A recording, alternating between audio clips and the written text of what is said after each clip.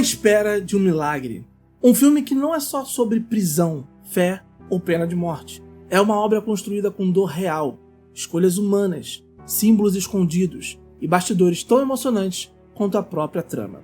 Hoje eu vou te contar curiosidades profundas, detalhes quase invisíveis e histórias que transformam completamente a forma como você enxerga esse clássico inesquecível. Se você ama o cinema que toca a alma, já se inscreve no canal, porque essa caminhada pela Milha Verde começa agora. Walking the mile, walking the mile.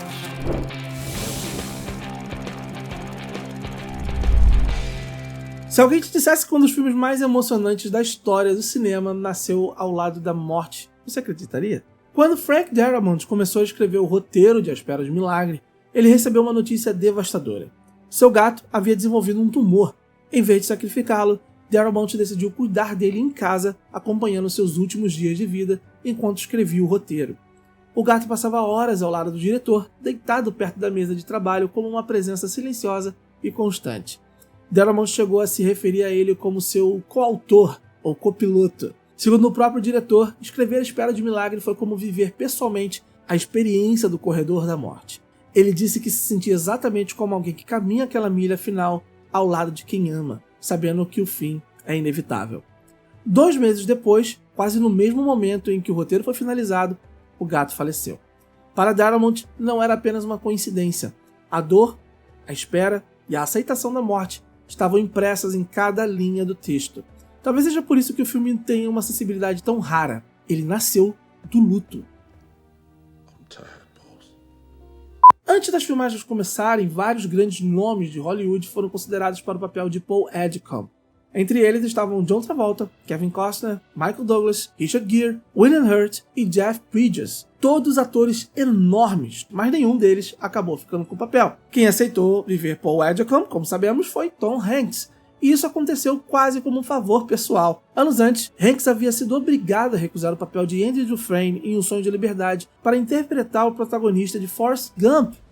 That's all I have to say about that. Darabont nunca esqueceu isso. Quando surgiu a chance, Hanks aceitou participar de A Espera de um Milagre como forma de retribuição. Curiosamente, a ideia inicial era que o próprio Tom Hanks interpretasse também a versão idosa de Paul. Porém, os testes de maquiagem não convenceram.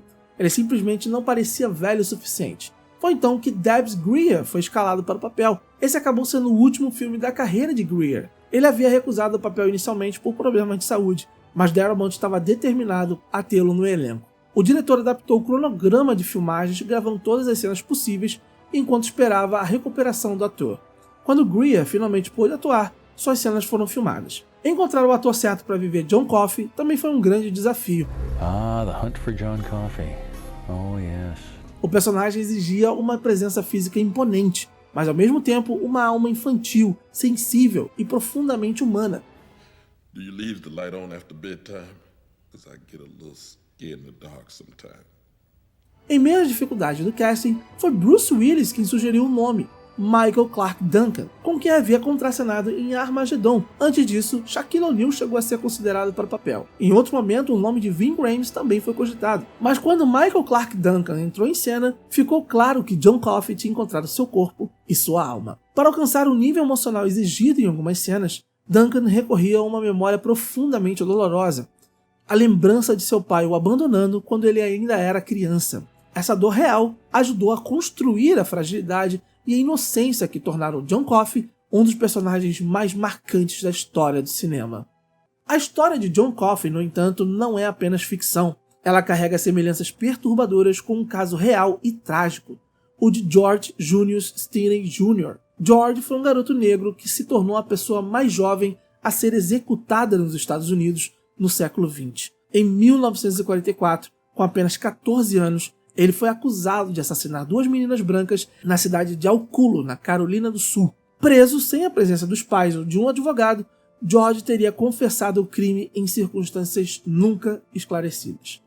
Seu julgamento durou apenas algumas horas. O júri era composto exclusivamente por pessoas brancas. Seu advogado de defesa praticamente não apresentou argumentos. 3 meses após o crime, George foi condenado à morte e executado na cadeira elétrica.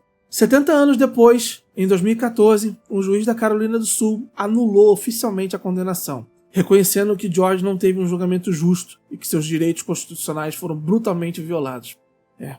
Hoje seu caso é citado como um dos exemplos mais cruéis de injustiça racial e falha do sistema jurídico americano. Essa mesma história também inspirou o filme Carolina Skeletons, dirigido por John Erman e baseado no livro homônimo de David Stout, publicado em 1988.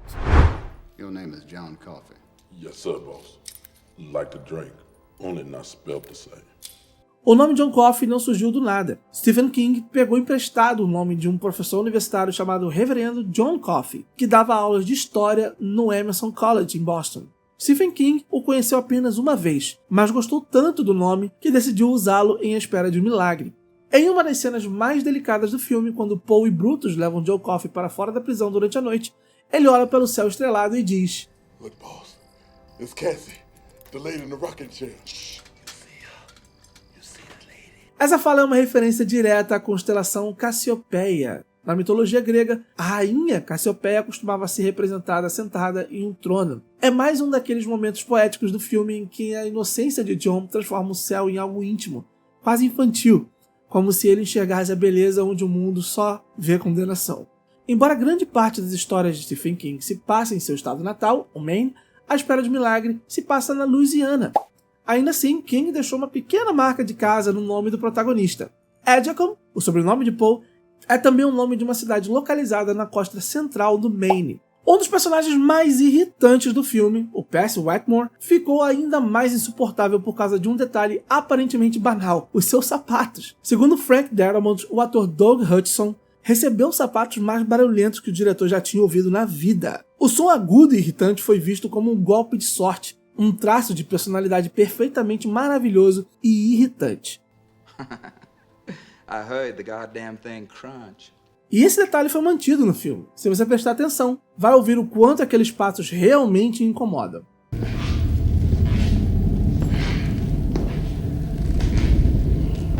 Para dar ainda mais autenticidade ao personagem Edward Delacroix, o ator Michael Jeter contratou um professor de dialeto para aprender corretamente o sotaque cajun, que é um dialeto único do inglês falado no sul da Louisiana. E durante a cena de execução de Delacroix, ele pode ser ouvido recitando baixinho o Pai Nosso em crioulo, reforçando suas origens cajun.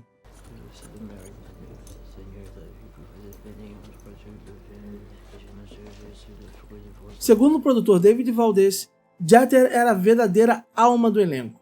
Ele se lembra com emoção do último dia de gravação do ator, quando Tom Hanks não conseguiu conter as lágrimas ao se despedir. A execução de Delacroix, que é uma das cenas mais perturbadoras do filme, também tem raízes em um caso real. Ela faz referência à execução de Jesse Tafero, ocorrida em 4 de maio de 1990. Durante sua execução na cadeira elétrica, chamas de cerca de 15 centímetros saíram de sua cabeça. As autoridades alegaram que o erro aconteceu por causa do uso de uma esponja sintética em vez de uma esponja natural, algo classificado oficialmente como um erro humano involuntário.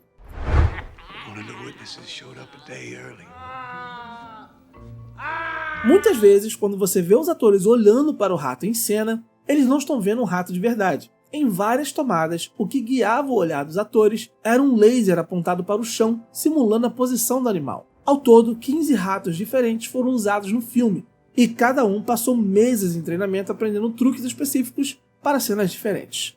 Quando Percy encontra o Sr. Jingles pela primeira vez, ele o chama de Scurvy, que faz referência à doença escorbuto, que é causada pela falta de vitamina C. E qual é a ironia disso? Ratos possuem um gene ativo que sintetiza a vitamina C, ou seja, eles simplesmente não podem ter escorbuto. Uma das cenas mais chocantes e desconfortáveis envolve William Wild Bill Walton, vivido por Sam Rockwell. Quando ele cospe um bolo mastigado no rosto de Brutus, Wild Bill o chama de Little Black Sambo. A fala é uma referência ao livro infantil The Story of Little Black Sambo, escrito por Ellen Bannerman e publicado em 1899. Originalmente, a história falava de um menino indiano que enfrentava tigres, mas com o tempo, o termo Sambo se tornou um insulto racial extremamente ofensivo contra pessoas negras. A fala não está ali por acaso. Ela serve para reforçar o quanto Wild Bill é cruel, racista e moralmente repulsivo. Yeah, bad. Para gravar essa cena, a equipe construiu um pequeno canhão para disparar aquela gosma de chocolate no ator David Morse. O problema é que o impacto foi tão forte que o chocolate entrou no nariz, nos olhos e na boca do ator. Morse não achou nada engraçado, especialmente porque ele é alérgico a chocolate. Durante as cenas de flashback envolvendo as duas meninas, Sam Rockwell confessou ter se sentido profundamente mal ao dizer algumas falas. Isso porque as crianças gostavam muito dele no set, sem entender o tipo de personagem que ele estava interpretando. Para o ator foi emocionalmente difícil separar a inocência das crianças da monstruosidade de Wild Bill. What do you want, John Coffey?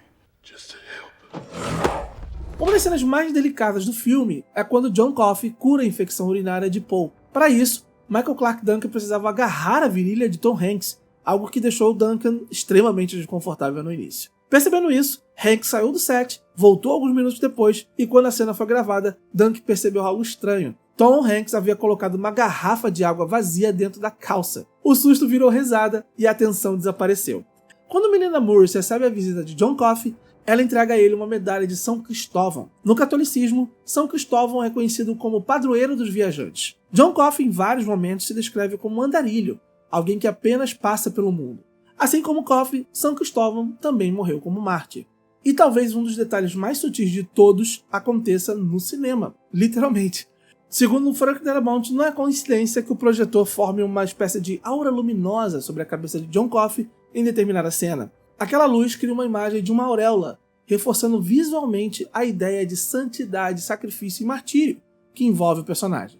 O bloco E da prisão, onde quase toda a história acontece, foi construído como um único e gigantesco cenário. A ideia era permitir que as câmeras acompanhassem os atores por mais tempo em planos mais longos e imersivos, sem cortes constantes. A enorme parede de tijolos ao fundo da prisão, na verdade era feita de fibra de vidro leve. Todas as paredes do cenário podiam ser movidas conforme a necessidade, abrindo espaço para câmeras, iluminação e movimentação da equipe. A imponência de John Coffey também foi cuidadosamente construída. A cama do personagem foi feita propositalmente menor, apenas para que Michael Clarke Duncan parecesse gigantesco deitado nela. O mesmo aconteceu com a sua cadeira elétrica. Ela é menor do que a usada em outras cenas no filme. Na vida real, Michael Clarke Duncan tinha uma altura muito próxima à de David Morse, e era até alguns centímetros mais baixo que James Cromwell. You might want to reconsider getting in the cell with this guy.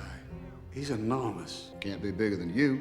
Ainda assim, no filme, John Coffey parece dominar o espaço, se impondo até sobre Brutal e o diretor da prisão. Em uma cena específica, onde Paul, Coffey e Brutal aparecem juntos no mesmo enquadramento, Michael Clarke Duncan estava em pé sobre uma caixa, David Morse permanecia no chão e Tom Hanks estava dentro de uma vala cavada exclusivamente para a cena. Tudo isso para que John Coffey parecesse maior do que todos ao seu redor. Na icônica cena da execução de John Coffey, Tom Hanks se recusou a usar um stand-in, que são pessoas que ficam como referência para os atores performarem. Durante os closes de Michael Clarke Duncan, Hanks estava logo fora do enquadramento, atuando intensamente, reagindo, sentindo e vivendo a cena como se estivesse diante da câmera. Segundo Frank Darabont, Hanks entregou ali uma atuação digna de Oscar, mesmo sem aparecer, apenas para que Duncan pudesse ir ainda mais fundo emocionalmente. Mais tarde, Michael Clarke Duncan acreditou diretamente a Tom Hanks sua indicação ao Oscar pelo papel de Joe Coffey. No filme, muitos destinos ficam em aberto. Diferente do livro, que descreve de forma dura e definitiva o fim de vários personagens, o longa escolhe poupar o espectador desse peso final.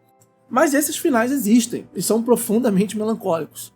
Klaus Dietrich, pai das meninas assassinadas, morre de um derrame pouco depois da execução de John Coffey. Marjorie, viúva de Klaus, perde a vida em um acidente de carro em 1951.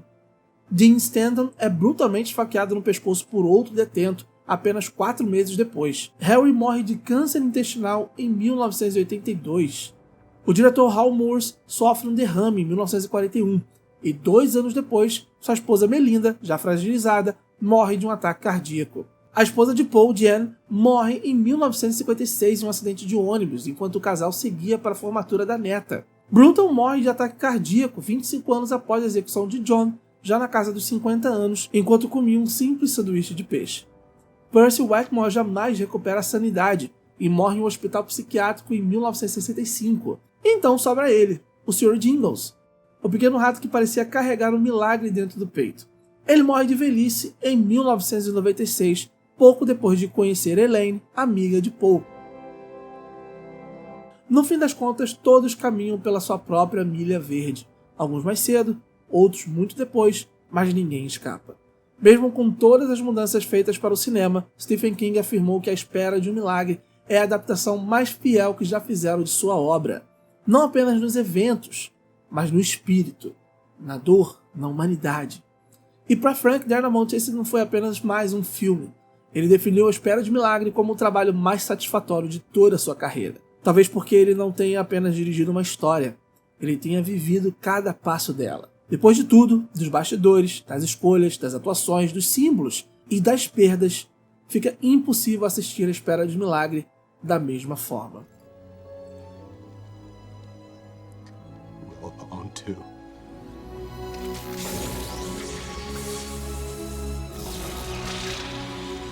Agora eu quero saber de você, qual dessas curiosidades mais te surpreendeu? Diz também qual filme você gostaria de ver por aqui e conhecer os bastidores. Deixe sua sugestão nos comentários e se inscreve no canal, porque aqui a gente não só fala de filmes, a gente vive o que está por trás deles. Te vejo na próxima semana. Até lá!